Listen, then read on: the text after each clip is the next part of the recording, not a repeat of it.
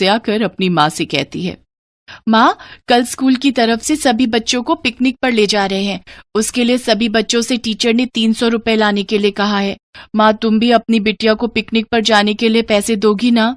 बिटिया, तुझे तो पता ही है कि आजकल मेरे कपड़े सिलने का काम बहुत कम हो गया है, क्योंकि मेरी सिलाई मशीन ठीक से काम नहीं कर रही है और आजकल के लोग भी सिले हुए कपड़े लेना ही ज्यादा पसंद कर रहे हैं। ऐसे में कमाई भी बहुत कम हो गई है।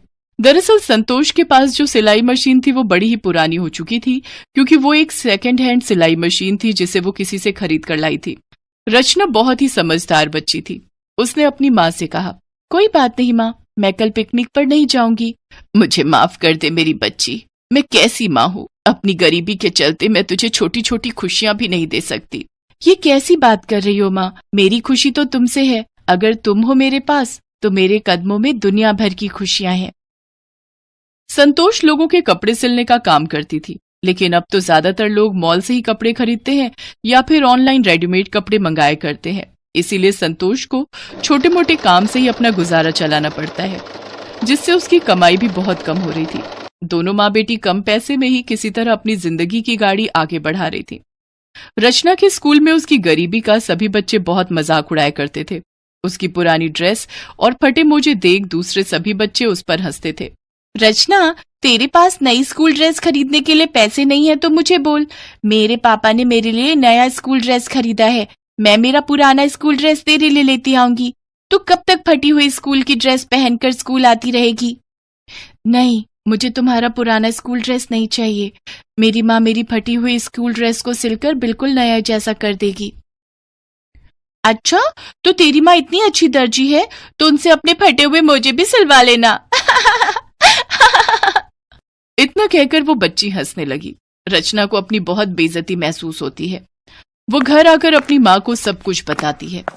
कोई बात नहीं बेटी, तू दूसरे बच्चों की बातों पर ध्यान ही मत दिया कर, बस अपनी पढ़ाई से मतलब रख। माँ, अगर बाबा आज जिंदा होते तो हमें इतने दुख नहीं झेलने पड़ते ना? हाँ मेरी लाडो, लेकिन अब तो किस्मत में रोना ही लिखा है।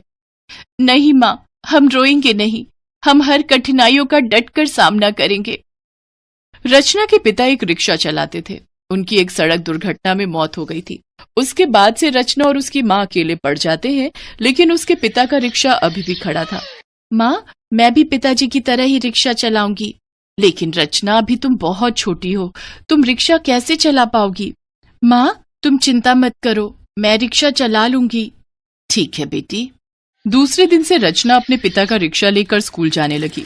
वो स्कूल जाने वाले दूसरे बच्चों को अपने रिक्शे में बिठा लिया करती और उन्हें स्कूल छोड़ देती, और शाम को उन्हीं बच्चों को अपने रिक्शा में फिर बिठाकर घर छोड़ देती। इससे रचना की थोड़ी बहुत कमाई होनी शुरू हो गई। वो घर खर्च चलाने में संतोष की मदद करने लग गई, लेकिन इन सब से उसके स्कूल के दूसरे बच्चे भी उसका मजाक उड़ाने लगे और उसे रिक्शा वाली कहकर चिढ़ाने लगे। तो क्या हुआ, मेहनत करती हूँ और पैसे कमाकर अपनी माँ का हाथ बटाती हूँ, किसी के आगे भीख तो नहीं मांगती हूँ ना? रचना अपने जवाब से सभी का मुंह बंद कर देती। ऐसे ही कुछ दिन बीत जाते हैं। फिर एक दिन स्कूल में प्रिंसिपल मैम अनाउंसमेंट करती हैं, बच्चों, परसों हमारे स्कूल में फैंसी ड्रेस प्रतियोगिता है। सभी बच्चों को इस प्रतियोगिता में हिस्सा लेना है। जो बच्चा इस प्रतियोगिता में प्रथम आएगा उसे पूरे 20,000 का इनाम दिया जाएगा। अनाउंसमेंट सुनते ही रचना ने सोचा, ये इनाम मुझे मिल जाए तो माँ के लिए नई सिलाई मशीन आ जाएगी, लेकिन फैंसी ड्रेस प्रतियोगिता में पहनने के लिए मेरे पास कपड़े कहाँ से आएंगे? रचना की क्लास के बच्चे उसे बोलते हैं, रचना, फैंसी ड्रेस कंपटीशन में तू कौन सी ड्रेस पहन कर आएगी? ये क्या पहनेगी? इसके पास तो स्कूल की ड्रेस भी ढंग से पहनने को नहीं है। रचना, मेरे पास एक पुरानी ड्रेस है, तू कहे तो मैं तेरे लिए ला दूं? नहीं, मुझे तुम्हारे कपड़ों की जरूरत नहीं है, मेरी माँ है ना, वो मेरे लिए कुछ सिल लेगी। हाँ, तेरी माँ ने दूसरों के कपड़े में से चोरी करके कुछ कपड़े तो बचा ही लिए होंगे, उन्हीं कपड़ों में से कुछ ड्रेस बनवा लेना। अपनी सहेलियों की बात सुनकर रचना उदास हो जाती है। जब वो स्कूल से घर आती है तो संतोष उसे खाना निकाल कर देती है। रचना, मेरी लाडो आ गई, आकर खाना खा ले। नहीं माँ, मुझे भूख नहीं है। क्यों भूख नहीं है? तू तो अब पहले से दुगनी मेहनत कर रही है। तू अगर ठीक से खाना नहीं खाएगी तो पढ़ाई और काम दोनों एक साथ कैसे करेगी? तब रचना स्कूल की सारी बात अपनी माँ को बताती है। माँ, स्कूल में सभी बच्चे मेरा बहुत मजाक उड़ाते हैं, माँ, मेरे स्कूल में फैंसी ड्रेस प्रतियोगिता है और मुझे वो प्रतियोगिता हर हालत में जीतनी होगी ताकि मैं उन सबका मुंह बंद कर सकूं। लेकिन प्रतियोगिता में पहनकर क्या जाएगी? मेरे पास तो इतने पैसे नहीं है कि मैं तुझे कोई ड्रेस दिलवा सकूं बेटी। तभी रचना का ध्यान घर पर रखी अपनी पुरानी कॉपियों की ओर जाता है। वो सभी कॉपियां भर चुकी थी और एक कोने में रखी हुई थी। माँ, मेरी ये सभी कॉपियां किस दिन काम आएंगी? हम इन कॉपीज के कागजों से एक प्रिंसेस गाउन बनाएंगे। कॉपी के कागज से गाउन? हाँ माँ, कॉपी के कागज से गाउन। इससे पहले ये गाउन किसी ने देखा भी नहीं होगा। ठीक है मेरी बच्ची, मैं तेरे लिए कागज का गाउन तैयार करूंगी। रचना कुछ अखबार कबाड़ी वाले से जाकर ले आती है। फिर वो दोनों माँ बेटी मिलकर खूब मेहनत करती है और फिर 3 दिन में कागज का एक सुंदर सा गाउन बनाकर तैयार कर लेती है। साथ ही वो एक बेहद ही सुंदर क्राउन भी रचना के लिए बनाती है। आखिरकार प्रतियोगिता वाला दिन भी आ जाता है और रचना कागज का गाउन और क्राउन पहनकर उस प्रतियोगिता में जाती है। उसे देख सब बच्चे उसका मजाक उड़ाने लगते हैं। अरे रचना, ये तू क्या पहन कर आई? बच कर रही हो, कहीं हवा चली और तेरा ये गाउन उड़ ही ना जाए। मैंने और मेरी माँ ने इसे बनाने में बहुत मेहनत की है। कागज का गाउन बनाने में बहुत मेहनत लगी है हमारी। कुछ देर बाद प्रतियोगिता शुरू होती है। सभी लड़कियां स्टेज पर एक एक करके आती हैं और रैंप वॉक करती हैं। फिर सबसे आखिर में रचना अपना कागज वाला गाउन पहन कर आती है। उसका कागज का गाउन जजेस को बहुत पसंद आता है और उन्होंने रचना को विजेता घोषित करते हुए उसे फर्स्ट प्राइज के साथ 20,000 का इनाम दिया और कहा, रचना, तुम्हारा कागज का गाउन सबसे हटके और सबसे अलग था। इससे पहले मैंने कभी ऐसा गाउन नहीं देखा। सर, ये मेरी माँ की मेहनत का नतीजा है। उन्होंने इस गाउन को बनाने में बहुत मेहनत की है।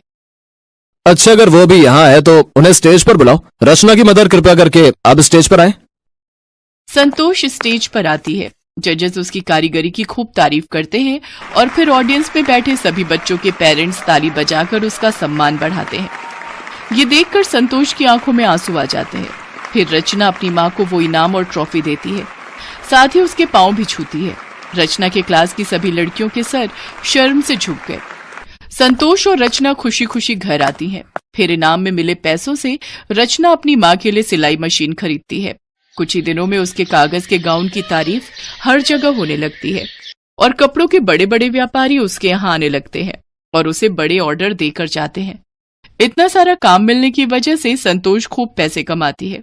अब वो और रचना अमीर हो जाते हैं। हेलो दोस्तों, कैसे हैं आप सब? हमारी कहानियाँ देखने के लिए हमारे चैनल को सब्सक्राइब कीजिए और हाँ, बेल आइकॉन पर क्लिक करना मत भूलिएगा।